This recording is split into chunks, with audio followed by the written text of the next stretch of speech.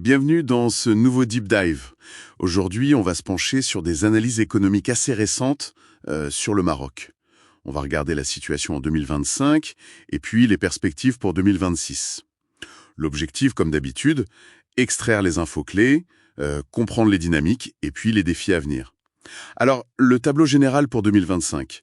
On parle d'une économie plutôt résiliente, avec une croissance du PIB qui serait attendue entre 3,6 et 4,4 %, ça dépend un peu des institutions. Mais attention, ce chiffre global, il cache quand même pas mal de contrastes. Oui, tout à fait. En fait, cette croissance, elle repose quasi exclusivement sur une demande intérieure très très forte. Il faut voir derrière ça les investissements publics, qui sont massifs, et puis aussi les aides aux ménages. Donc c'est un moteur puissant, oui, mais bon, ça pose la question de la soutenabilité à moyen terme, quoi. Ouais, si l'extérieur suit pas. Et ce chiffre de 4,8 % de croissance au premier trimestre 2025, il est quand même assez spectaculaire. Vous disiez c'est tiré par l'investissement. Plus 17,5 % au T1, c'est énorme. Et la consommation des ménages. On imagine bien, oui, les grands chantiers, la Cannes, le mondial, la reconstruction après le séisme, les aides au logement, plus les revalorisations de salaires, les aides directes, et l'inflation qui reste contenue. C'est ça? Sous les 2%. C'est ça. L'inflation est maîtrisée. Mais c'est là justement que le bas blesse un peu. La demande intérieure, elle a ajouté un chiffre record de 8,5 points à la croissance au T1. C'est considérable. Mais en même temps, la demande extérieure, nette, donc exportation moins importation, elle a retiré 3,8 points. Ah oui, quand même. Donc on a une croissance très intravertie, si on peut dire. Et le risque, c'est un essoufflement après 2030, une fois que l'effet des grands projets sera passé. Si l'investissement privé et les exportations ne prennent pas vraiment le relais, ça pourrait coincer. D'où les prévisions différentes, j'imagine, entre le HCP marocain et le FMI ou la Banque mondiale. Exactement. Cette tension explique ces écarts. Le HCP est plus optimiste, à 4,4% pour l'année. Le FMI et la Banque mondiale sont plus prudents, ils visent plutôt 3,6, 3,9%. D'accord. Et cette focalisation sur l'interne, ça a des effets très différents selon les secteurs, alors? Oui, précisément. On voit vraiment une économie à deux vitesses se dessiner. D'un côté, vous avez le BTP, le bâtiment et travaux publics.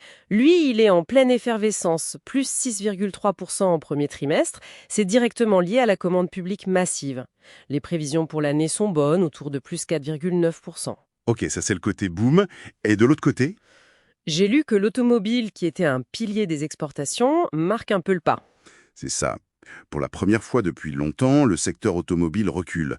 Moins 1,8 % sur les 7 premiers mois de 2025. Alors il y a le ralentissement en Europe, bien sûr, mais c'est surtout la transition vers l'électrique. Ah oui. Ça pénalise une production marocaine qui est encore très axée sur le thermique. C'est un vrai défi. Un défi passager ou quelque chose de plus structurel? C'est un défi majeur, oui, parce qu'il faut adapter tout l'outil industriel, les compétences aussi. Mais heureusement, je dirais, d'autres secteurs compensent largement ce recul. Lesquels, par exemple? Pensez aux phosphates et à leurs dérivés. Là, c'est une performance impressionnante. Le groupe OCP est très dynamique. Les exportations bondissent de quasi 21% sur les 7 premiers mois. 21%? D'accord. Et l'aéronautique aussi, qui confirme sa solidité, plus 8,9% sur la même période.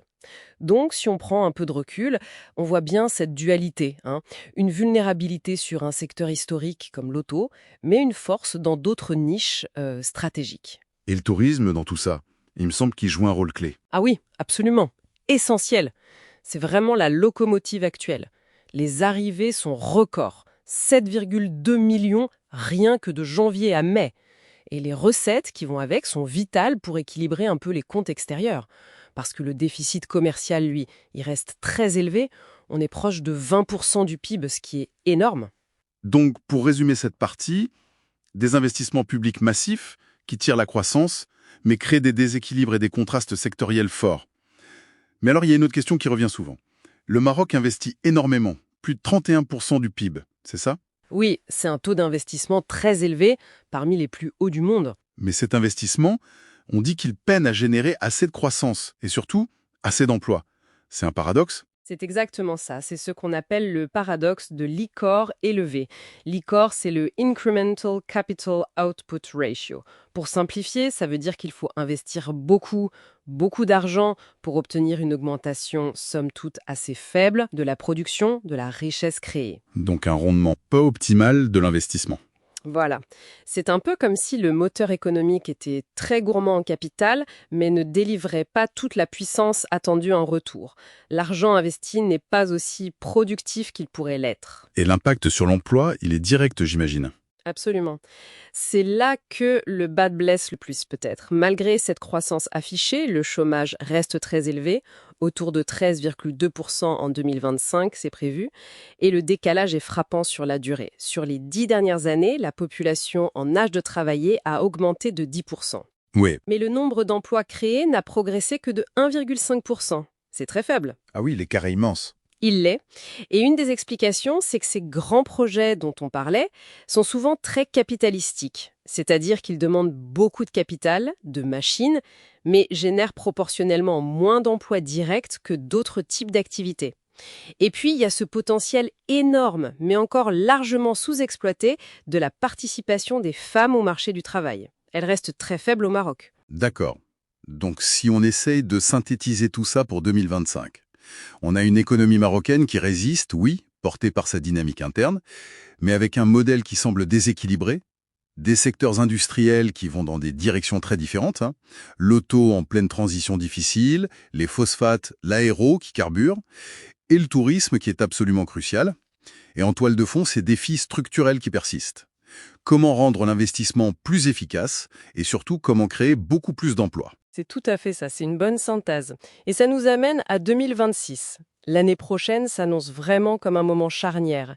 Il va falloir engager des ajustements, améliorer la qualité des dépenses publiques, ça c'est sûr, accompagner activement la mutation de l'automobile, c'est indispensable.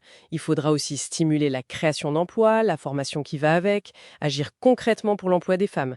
Et puis accélérer sur des sujets vitaux comme la souveraineté hydrique et énergétique. Les défis sont nombreux. Oui, une feuille de route chargée. Et ça nous laisse peut-être avec une dernière question, une réflexion pour la suite. Face à cette dépendance aux grands projets événementiels, au tourisme aussi, et puis avec les défis du climat et de la technologie qui s'ajoutent, comment est-ce que le Maroc peut bâtir un moteur économique qui soit réellement plus diversifié, plus durable et surtout capable de générer une prospérité qui soit mieux partagée sur le long terme? C'est la question à 1 million de dirhams, comme on dit. La question reste ouverte, en effet. Merci beaucoup pour cet éclairage très précis. Merci à vous.